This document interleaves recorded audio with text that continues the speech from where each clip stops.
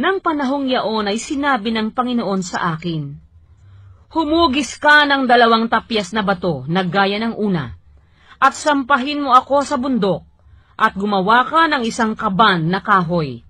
At aking isusulat sa mga tapyas ang mga salita na nasa unang mga tapyas na iyong binasag, at iyong isisilid ang mga iyan sa kaban."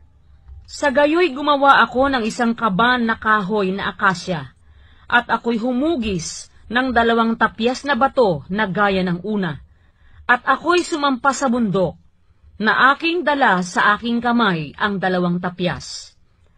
At kanyang isinulat sa mga tapyas ang ayon sa unang sulat, ang 10 utos, na sinalita ng Panginoon sa inyo, sa bundok, mula sa gitna ng apoy, ng kaarawan ng kapulungan, at ang mga yaon ay ibinigay sa akin ng Panginoon.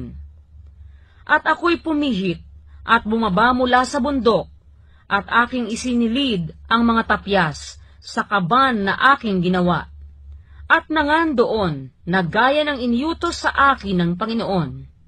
At ang mga anak ni Israel ay naglakbay mula sa Beerot Benehaakan hanggang sa Mosera. Doon namatay si Aaron, at doon siya inilibing.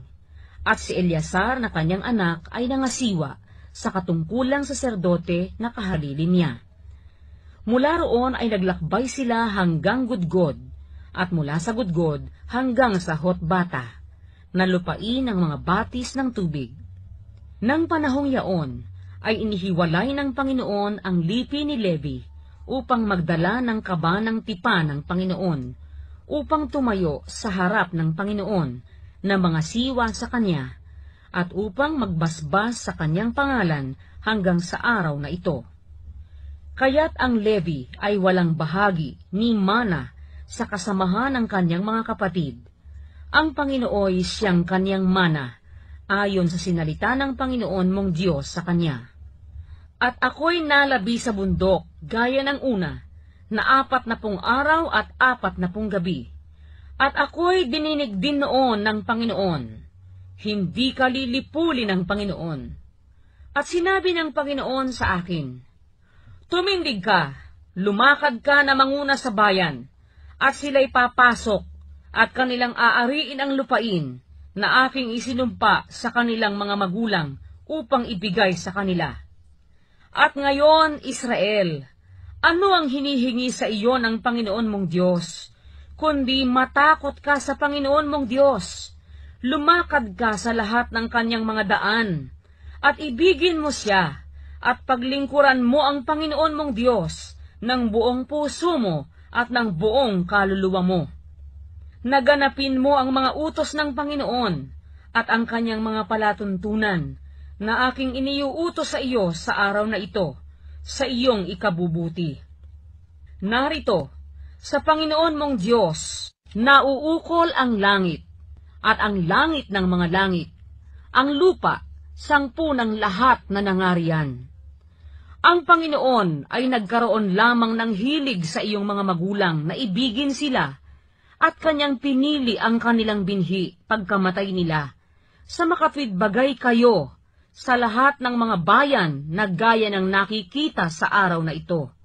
Tuliin nga ninyo ang balat ng inyong puso, at huwag ninyong papagmatigasin ang inyong ulo, sapagkat ang Panginoon ninyong Diyos ay siyang Diyos ng mga Diyos, at Panginoon ng mga Panginoon. Siyang dakilang Diyos, siyang makapangyarihan, at siyang kakilakilabot, na hindi nagtatangi ng tao, ni tumatanggap ng suhol. Kanyang hinahatulan ng matuwid ang ulila at babaing bao, at iniibig ang taga-ibang lupa, na binibigyan niya ng pagkain at kasuotan. Ibigin nga ninyo ang taga-ibang lupa, sapagkat kayo'y naging taga-ibang lupa sa lupain ng Ehipto. Katatakutan mo ang Panginoon mong Diyos, sa Kanya'y maglilingkod ka, at sa Kanya'y lalakip ka, at sa pamamagitan ng Kanyang pangalan ay susumpa ka. Siya ang iyong kapurihan, at siya ang iyong Diyos, na iginawa ka niya nitong mga dakila at kakilakilabot na mga bagay, at nakita ng iyong mga mata. Ang iyong mga magulang ay lumusong sa Ehipto na may 70 tao. At ngayoy ginawa ka ng Panginoon mong Diyos na gaya ng mga bituin sa langit ang dami.